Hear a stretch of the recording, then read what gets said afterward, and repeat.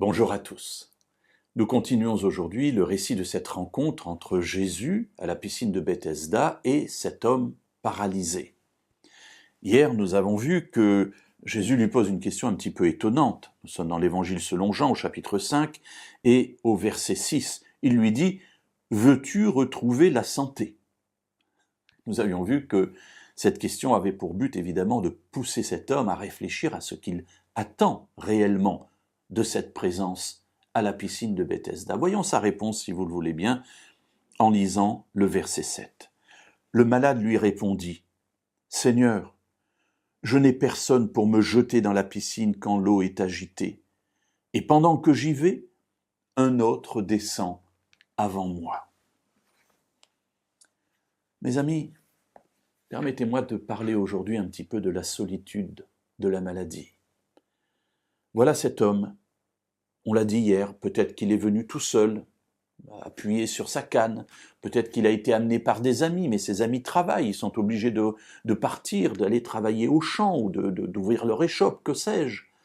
Ils ne peuvent pas rester là toute la journée, pendant 10 jours, 20 jours, en attendant qu'à un moment donné, cette eau se mette à s'agiter. Et en fin de compte, au fond de lui-même, cet homme est seul. Je n'ai personne pour me jeter dans la piscine. Il ne peut pas y aller tout seul. Il faudrait quelqu'un qui le prenne, qui le porte, qui le jette. Mes amis, en faisant cela, il le dit lui-même, quelqu'un d'autre y est déjà. Je suis seul. Dans la Bible, Dieu nous dit qu'il est toujours avec ceux qui sont dans les difficultés. Mais comment? Alors, je vois, moi, j'allais dire un moyen simple. Dieu n'envoie pas toujours un ange du ciel.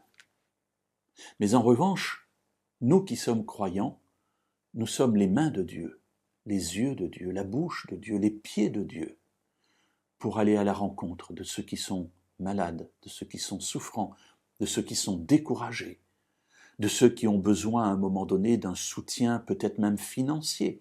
Nous sommes aussi le porte-monnaie de Dieu. Et Dieu va se servir de nous, non pas dans un sens évidemment négatif, mais au contraire très positif, pour que nous soyons ses représentants auprès de ceux qui souffrent, et particulièrement auprès de ceux qui souffrent.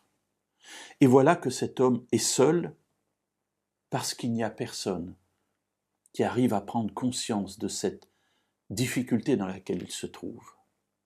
Mes amis, soyons de bons ambassadeurs de Dieu, et tout spécialement auprès de ceux qui souffrent.